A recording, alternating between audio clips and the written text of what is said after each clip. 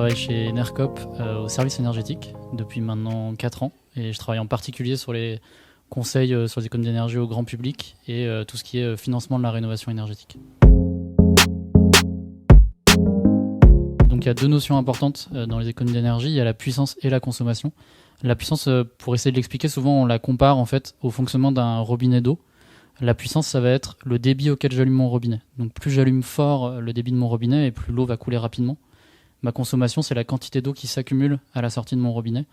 Donc plus ma puissance est forte et plus la quantité d'eau qui va s'accumuler, la consommation d'énergie va être importante dans un temps court. Et au contraire, je peux aussi l'allumer de manière très faible, mon robinet, donc à une faible puissance, mais dans un temps très long. C'est par exemple ce qu'on va avoir sur une box internet. La puissance est faible, mais elle est allumée tout le temps. Et donc la consommation qui s'accumule est importante.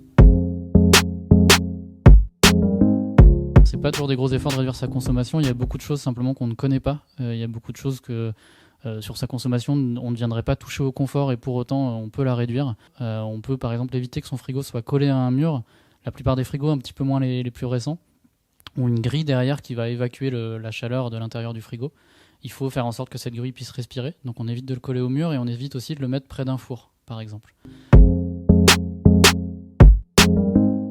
Donc quand on est bon élève, on peut toujours faire quelque chose, on peut toujours faire mieux et notamment on peut en parler autour de soi. On peut partager ses bonnes pratiques, on peut partager ses bons conseils.